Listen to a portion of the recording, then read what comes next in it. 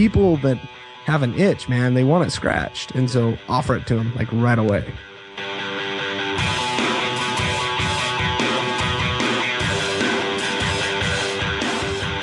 Hey, podcast listener, you're about to discover insider tips, tricks, and secrets to making more sales and converting more prospects into customers with email marketing. For more information about the Email Marketing Podcast or the Autoresponder Guide, go to dropdeadcopy.com/podcast. Hey everybody, it's John McIntyre here, the Autoresponder Guy, and it's time for episode 43 of the McMethod Email Marketing Podcast, where you'll discover tactics and strategies to increase your email profits by 25 to 100% in 90 days or less without spending more on advertising. Today, I'll be talking to Spencer Shaw about how a reformed rock star, not a rapper, a rock star entertains people via email. Now, I'm actually thinking about doing a bit of a rap soon. That's just keep it on the down low. But I was thinking about doing an email marketing rap. It'll be a bit of a parody. It's just something I'm tossing up right now, and but I think it'll be kind of fun. But more on that later. Today, we're going to talk about why entertainment is what you need to be doing with your emails, and really how to do that. Because I think that's what a lot of people struggle with. It's easy to go and tell how-to tips about how to, 3 how-to tips on how to do this, and here's some instructions on how to do this. And it's so freaking boring because people don't want to read a textbook. People want to be entertained. It's like that Robbie Williams song. I don't know if it's a bad thing to admit that I like that song, but and that chorus, that "Let me entertain you," that's what you got to do with your emails, okay?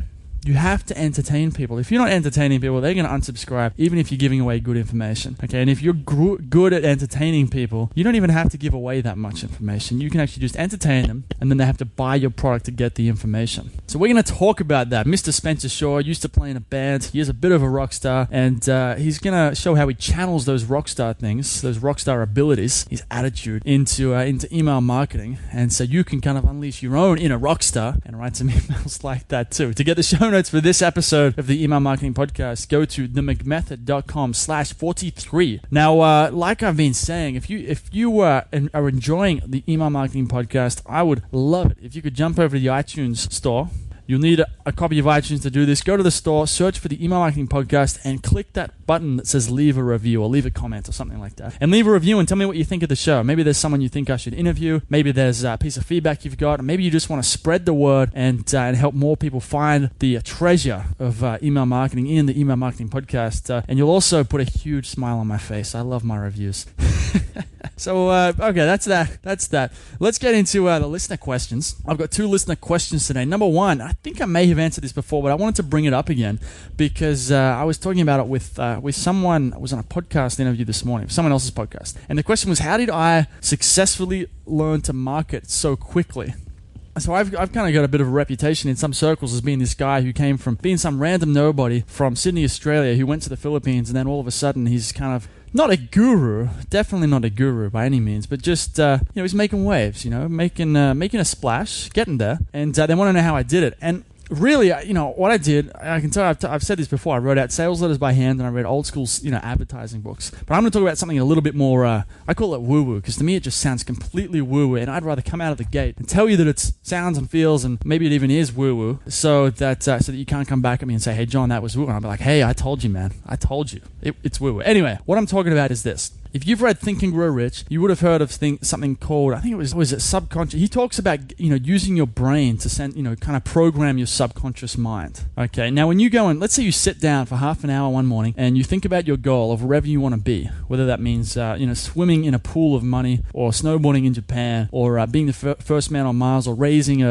some lovely children or whatever the dream happens to be. And you sit there for half an hour and you visualize that result as though it's already happened. You see yourself as the person that you want to be, and you create that feeling that you're already there. Like you literally slide from this reality where you are right now into that other reality where you already have everything that you want, including the confidence and the peace, the inner peace, the joy and the harmony, all these things. Already have all that, and you can create that emotion right now. If you can do that, you literally, Napoleon Hill talks about this in Think and Grow Rich. You program your brain you program your subconscious to kind of, I guess, I hate to say the law of attraction. That's where it gets all woo-woo, because I don't really think it's not about that. But you program your subconscious, and however it works, what happens is that over time, you do this every day, you program your brain, and then you start automatically taking the actions necessary, doing the things necessary to get you from where you are now, which is point A, to point B, which is achieving your goal. Whatever that goal is, whether it's small or big. So like to bring that back to how did I successfully learn to market so quickly, I think I've over the last few years, I've been very focused on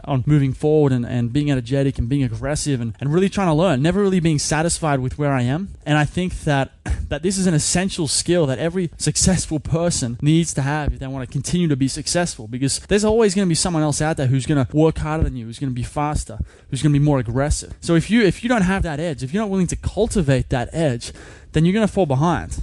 And that person might have a small edge on you right now, but over the next, say, 5 years, that edge adds up, and that's an exponential. That's kind of like the bigger they get, the faster they start, get bigger. So this year they're a little bit bigger. Next year they're 3 times bigger. The year after that they're 5, 10 times bigger. The year after that 20 times bigger. Okay.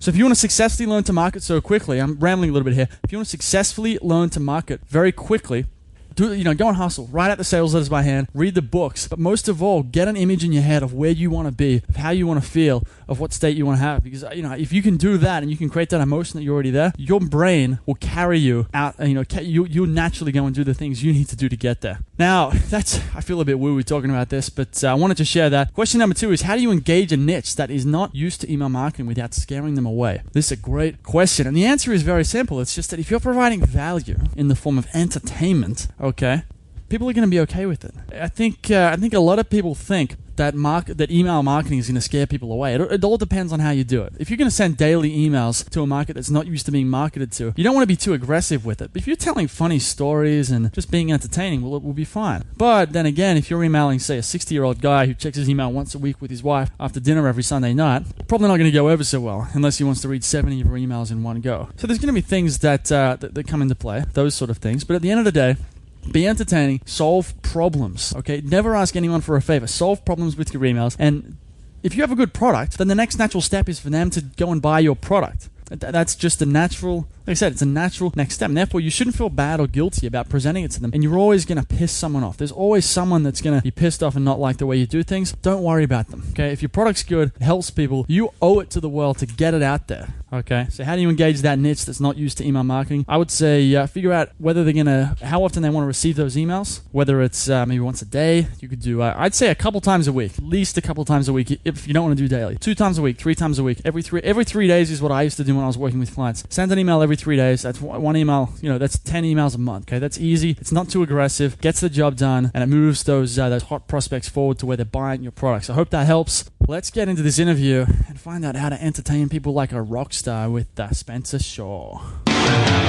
It's John McIntyre here, the autoresponder guy. I'm here with Spencer Shaw, who is actually Kevin Davis' business partner. I did a podcast, episode 29, which is at dropdeadcopy.com/29, podcast with a guy called Kevin Davis on how to achieve insane conversions with retargeting, segmentation, and some advanced email marketing stuff like that. And after that podcast, Kevin suggested that I talk to his business partner, Spencer, to do a podcast for their podcast, the Business Growth Podcast. So we've done that, and then at the end of that, me and Spencer were talking, and I was like, well, how about I get you on my podcast? And this is what happens with podcasts is you just network your way around from person to person to person. It's a fantastic way to make connections, and that's pretty much what happened here. So today we're going to talk about how basically how a reformed rock star entertains people with emails. So it comes up with email stuff that really gets people paying attention and opening those emails and ultimately buying the product the products that they're offering. So we'll get into all that in just a moment. Spencer, how are you doing today? Doing great, man.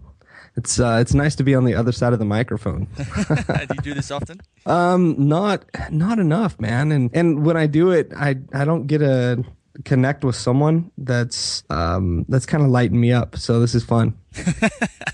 Good to hear, man. All right, so I gave you a really quick intro in there, but tell people a bit more about who are you and what do you do and what are you all about? Okay, so as you mentioned, I'm Kevin Davis's business partner in the world of internet marketing super friends, or in the world of really like high level geekery of marketing, like funnels and retargeting and analytics. Kevin is known in those circles, and so he is the systems and the analytics and the technical brains, and I'm the creative brains of our business. And so I write the copy, I oversee a lot of the creativity, and different parts of our funnels in that business. And it was kind of like a happy accident how it all pulled together. I think most stories are that way. And, it's been a pretty cool business marriage ever since. I like how you call it a business marriage there. I've heard a few people talk about business partnerships being the same thing as like basically a marriage contract. It is a lot that way. I think some people take it too serious, and you have to understand that there's give and take, and as long as both people are moving forward. And it's funny, Kev and I, when we met, it was, I don't know, several years ago, and it was actually at a local meetup, and he was consulting for, like Wall Street Journal bestsellers, Robert Allen and Mark Victor Hansen. And he was sharing his outsourcing system. And I thought, holy crap, this dude's smart. And before that, I was actually in the mixed martial arts niche. So I had created a clothing line and was one of the top affiliates inside of the MMA world. And I was networking with I networked with the most highly decorated MMA fighter. He did videos for me. I'd been through his gym. And so Kev and I, we would talk about that stuff, and then, stumbled into a relationship that's been going on for a number of years now. Okay. So it sounds like you said you're the creative side, so that means you're doing the emails, the sales copy, all this, the marketing and entertaining side of the business. I am, yeah. With that comes, that double-edged sword of creativity. Like when you have like a really good joke you think you have in your head, or like a really cool story, and you share it with someone, and then it's just not as cool. I've had that happen many a times. I remember writing an email out to my MMA subscribers, and you got to think, like, these guys are dudes that spend 3 to 7 days a week in the gym. Their life is like pure adrenaline. And I remember like the subject line was like the death of wussies. And like, dude, I got like hate mail from that. And so like I would test ideas, and I'd still test ideas with our business. And luckily I've learned over time like to test with smaller segments, but that's a part of the creative idea. Like if you don't test things, you don't try like throwing that weird creativity stuff out there, you're eventually just going to silence it. Okay. So you're really an advocate of, I guess, getting kind of wild and wacky with some of your emails and seeing how people respond to it, because sometimes you're going to get people who respond to something that you're just blown away. Like it might not make any sense at all, but for some reason they like one of your emails that's just weird. Yeah, exactly. But I've learned over time like to test it within reason. So you know what I mean? Like don't, if you have a list of 10,000 subscribers, like don't send out an off the wall test to all 10,000. Maybe send it out to a segment of 1,000 people or something like that. That's where over time I've matured and learned a few more things. Okay. To be a little bit more methodical with it. Okay. Methodical weirdness. Yeah, that works. I mean, I think the big thing is, kind of going back to the rock star, like that's what put me through school. And I grew up, I cut my first album when I was 16. No, actually I was 15 or 16. Got a song on the radio, and then went up to Seattle when I was 17 and cut my second album. So I've played clubs, bars, arenas, auditorium, all kinds of stuff. And you have to test things. And you have to go out and try new things to your acts. However, like when you're a band and you're performing, you always have a set list. And so the audience doesn't know what your set list is, but you know what it is. And so to them, it's a surprise.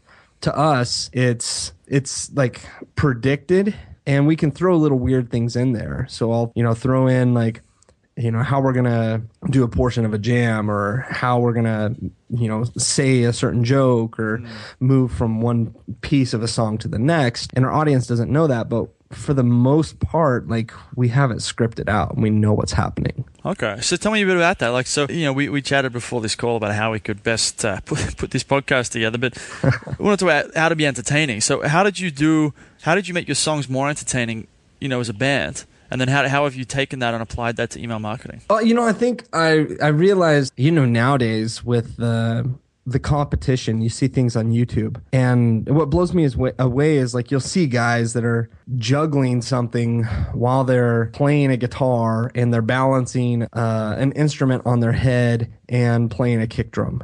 And like crazy entertainment there with all kinds of things going on, and it really doesn't get a lot of views. So it's like this shock and awe doesn't really work as much on that side of things. And it's like on a live show, what do you want me to do? Like, stick a sparkler up my ass and do somersaults? Like that's only going to last for like 30 seconds and it's gone. And so what you learn is connection with the audience. You learn when you come on stage is like to hit them hard, like with an energetic song, and to hook them.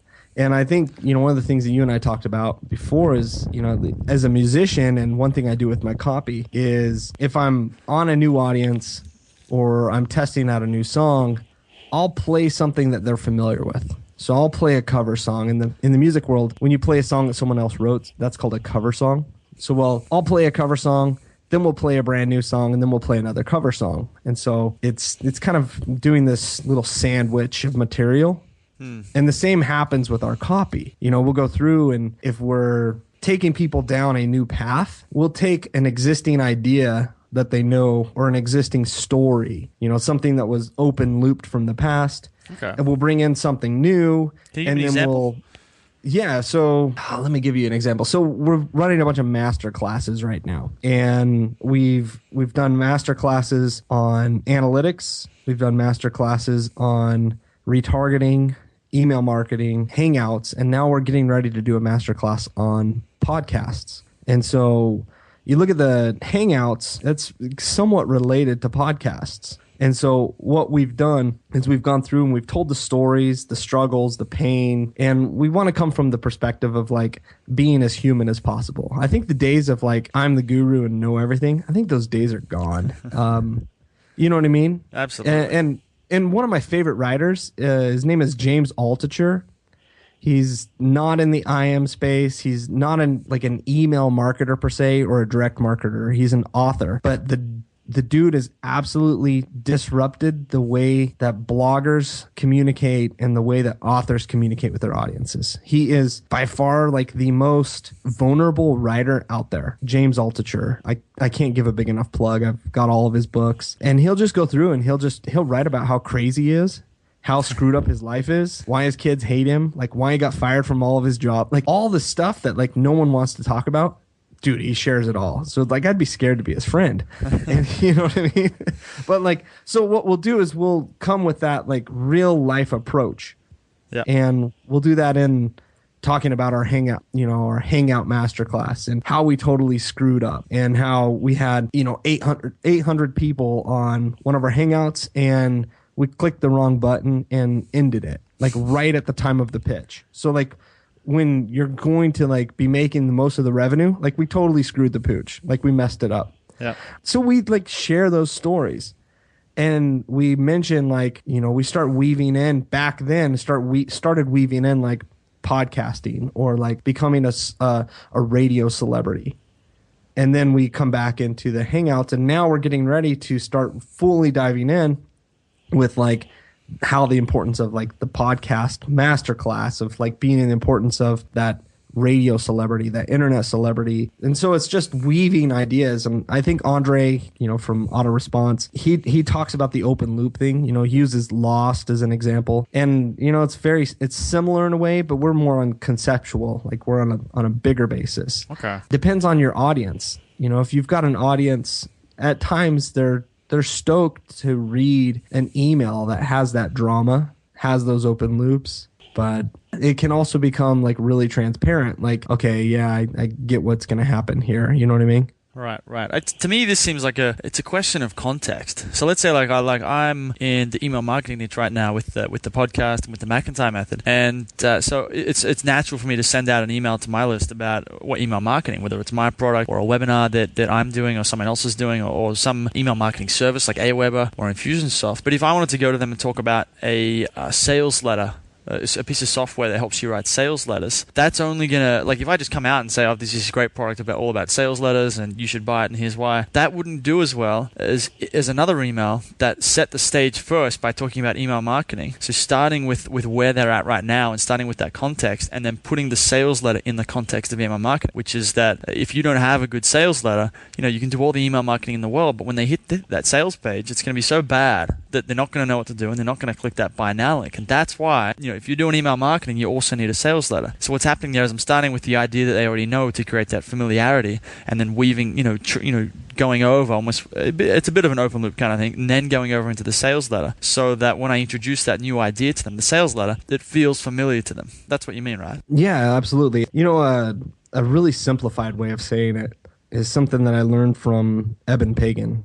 Okay. This was years ago. And he said, if you want to create an aha moment for someone, what you do is you take two things that people know about and they're very familiar with, but are completely unrelated. And then you find a way to connect those two things together. And that creates an aha moment, because uncovering gold for people and sharing a completely new concept, psychologically, that's really tough for people, because they have to accept the change. They have to accept a new paradigm shift, and they have to accept all these other things that psychologically, it actually puts some weight on their brain. Yeah. But if you take something that they already know and you just connect it with something that they already know, but maybe they hadn't thought of it from that perspective, then they sell themselves, because they have that aha.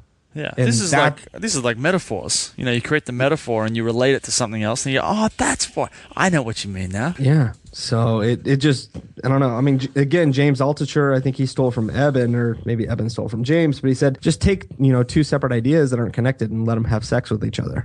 So that's a good way of putting it. Absolutely. But so, and then another thing we talked about before we got on the call now is that, you mentioned something about where you would send out, say, an email about some sort of news item. Maybe it's a local business saying, you enter the conversation. This is that old Robert Collier rule from his book about enter the conversation that's already going on in their head. So if they're thinking about a current news event, start your email by talking about the news event, and then weave your way into your pitch. Or have the first email talk about the news event, and then in the next email talk about your product. So because when they open the email that you send them, this is actually a really good point to keep in mind. I haven't framed it up this way. When someone opens your email, no matter what the subject line is, they're almost definitely not thinking about your product, and their credit card isn't in their hand when they're reading their email inbox. So you shouldn't start off by saying, I'll get this great product. You got to think, well, what are they thinking about right now? How can I answer that conversation going in their head? Are they thinking about their whining baby upstairs? Or are they thinking about some tsunami that's happened on the news, or some political situation that's going on, or some sort of politics that's going on right now? Or maybe they woke up this morning and looked in the mirror and they're fat. So it's like, how can you start there and then weave your way to the point where it's a natural place for you to insert your pitch? Yeah, absolutely, man. That is super key. And I mean, you have to be relevant to something that everyone would be interested in. I mean, it's kind of like the psychic stuff. They're called false positives. Oh, I sense that you have a lost loved one in your life. Is that right? And they'll be like, oh yeah, and you think about this loved one all the time. Is that right? It's like crap like that. Yeah. And if you look at how psychics work, they're asking these leading questions, and you can do the same thing with news. And obviously, I'm not saying be unethical, but what I'm saying is you can look at the news and there's ways to lead it so they're like, oh yeah, totally. Oh, that person's bad, or that person's good, or oh, I never thought of it this way. And then you lead them down the path, and then your product's a solution, or clicking on the link is the solution, and then it starts to sell them on the next step or whatever it is. And I kind of want to back into the stepping of it. I see many times marketers, inexperienced marketers, where they are trying to sell and they're trying to blanket the message to everyone. And they don't take the time to really segment down their lists and understand what people are interested in. So, one of the things that we do, and, I'm really grateful for Kevin for his, genius system approach to it. When we're creating a new campaign to sell someone on a broadcast, a new product, I'll write a sequence ahead of time. And the first email will go out. And then once the people open that email, so there's actually, people get segmented into two different lists from there.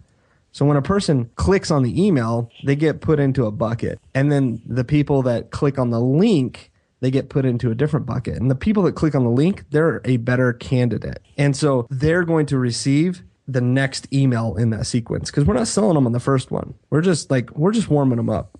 We're just taking them on the date. And so they receive the next one, and it's taking our subscribers through that process. Whereas many times I see people they'll send an email And then the next sequence, they send out this email to everyone, and then they send out the email to everyone. And you start to burn out your list because maybe that first email, they totally weren't into it. Yep. And it's coming from that perspective of, okay, we're going to test this segment. We're going to test the most hyperactive people. And once we have those results, okay, now we can go back and why did this group of people not open the email? Is it subject line? Okay, let's just keep the same body, but we'll change subject line. Okay, cool. And so it's a lot of testing and like a methodical process of going through and realizing like, I don't need to sell everyone. And if you do it that way, your subscribers absolutely love you because you're not selling them stuff that they don't want. You're only selling them the stuff. It's like almost mind reading. And again, it's like back to the psychic stuff. It's like, because they're like, holy crap, like I'm stoked that he's sending me stuff about podcasts. Yeah. You know what I mean? And they don't realize that the people that didn't click on that email, they're not getting that sequence. So. Right. Okay. So what you're talking about here is if you have a more of a general list, I suppose you would send out that first email on say podcasting. If no one reads that, or if no one clicks on that, they don't get the next email. But then in a week's time, or a month's time, or 3 months' time, you might send them another email, and this time it's on pay-per-click advertising, and they read this one and they click it because they're interested in that. So you're doing. Andre calls this in Autoresponder Madness. He has his main SOS soap opera sequence, which you might think about. You've got your main sequence, which is just on say internet marketing, and there's all these people on that list who just want to make more money with marketing on the internet. And then you've got people on that within that market. You've got people who want to know about podcasting, who want to know about pay-per-click, who want to know about SEO. So you send out these single emails, which are basically like bait. And when you catch a fish, it's basically when they click the link in that email. You send an email on podcast and they click that link. And if they click it, they get automatically added to an autoresponder only for people who are interested in podcasting. Absolutely, yeah. And that's always worked the best. It gives us the highest EPCs. It makes our audience stoked the most to hear us. Your unsubscribes go down. And there's a lot of different things that we'll do in that. For example, we weight the links. And so, in the past, we used to use things like SurveyMonkey. So it'd be like, hey, go to the SurveyMonkey and fill out this stuff. Well, now it's just like, hey, tell us what of the 3 things are you totally into? And if they click the link inside the email, it weights it from there. Like they don't even have to go to the survey. So it's like a little mini surveys. Our links within an email act like mini surveys. Yeah, absolutely. Because you can know what they want, what they're thinking about based on what they click on. Yeah. So, I mean, it helps out. And again, I think it's kind of like, I'll go back to like the music metaphor. When I'd play in a coffee shop, you're going to play a lot different songs and you're going to have a different line of jokes and way that you're going to treat the audience than when you're playing at a bar. And you're going to have a different type of lineup and jokes and everything when I'm playing at a big auditorium or places like that. And so it's really noticing the audience and playing to that audience. And I guess in a way it can be bad because you become somewhat chameleon-like. But at the same time, like for me, whenever I played bars, I realized one thing. My job wasn't to play the most awesome music and have them love me. My job was to sell liquor. You know what I mean? Yeah, and absolutely. that's where most musicians screw up because they get there and they're like, "Oh, dude, I'm going to be a rock star," and it's like, "Dude, no, your job's to sell liquor." And you know what I mean? Like, and I don't even drink. Like that was my job. I realized that's my job, but I can have fun with it, and if I bring them along the path to other things in that process, cool. Okay, that's a really. I think that's a great note to end on, actually. So we're trying here to basically be the musician who goes into bars and clubs and arenas and all these different places and knows when to do an acoustic set and knows when to play a cover and knows when to sell liquor and knows when to go crazy and wild and do things like at a festival. So it's all about understanding. The way to be entertaining or the way to write really, really good emails is to just either use surveys and use automatic segmenting, software, which you can do with Infusionsoft and Office Autopilot, or just take time to really understand what your market's into and then write them emails based on that. That's really the message, right? And it's super effortless. Like if you do it that way, your emails can be really crappy.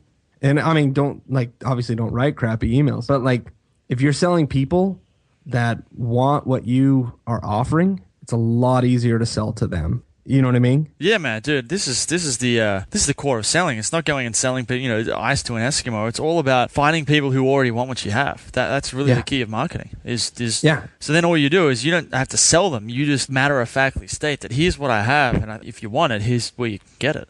And then you're the coolest dude. Yeah, that's exactly. it. You're their resource, and the cool thing is you get to charge a better price because you're like they're hotter. You're solving the problem. They're willing to pay a premium for it, and you know what? They're gonna be like, dude, if you have anything else like this, I'll buy it. And one thing I learned years ago is like buyers that buy. And what that means is like when people have a problem, dude, they want to solve it. They'll throw money at it right then. And if you go through and you write an email sequence and you go, okay, well, free report reveals or whatever crap you're saying, and I'm going to lead them through this process, and then on day 3 or day 7, I'm going to finally sell them. Dude, they might be out of heat by then. People that have an itch, man, they want it scratched. And so offer it to them like right away. Cool, man. Well, we're right on time, but before we go, give people a heads up about where they can learn more about you or Kevin or all this segmentation stuff. I know you have a podcast. Yeah, I think, the podcast is probably the best. It's called Business Growth Podcast. You can get it on iTunes. You can find us on YouTube or on our website, businessgrowthpodcast.com. What sort of podcast do you have on the podcast? Who are you talking to? What's it about? So it's really geared towards the business growth side of things. And, we've really connected with a lot of startups. So people in the Y Combinator, a lot of people in Boston, a lot of accelerators. So these are outside of internet marketing. These are businesses, like big businesses. I've got one right now where they're going to exit for about $500 million. And I interviewed them. It's high growth business type of stuff, not like little pay-per-click campaign types of things. I'm hesitating to say real businesses. Well, I don't want to say that, but there's also like you and I talked about email marketing, which is like a core component, and I've talked with people about angel investing, and I've talked with analytics and follow up, but it's really like very high level, high growth type of stuff. Absolutely. All right, so all of podcast on GrowTechW.com with the show notes. Thanks for coming, man. Really appreciate it. Definitely. Thank you for having me.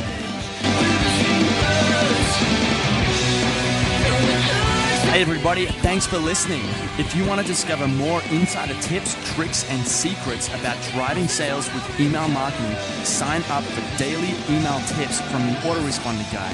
Go to dropdeadcopy.com/podcast. Sign up, confirm your email address, and I'll send you daily emails on how to improve your email marketing and make more sales via email.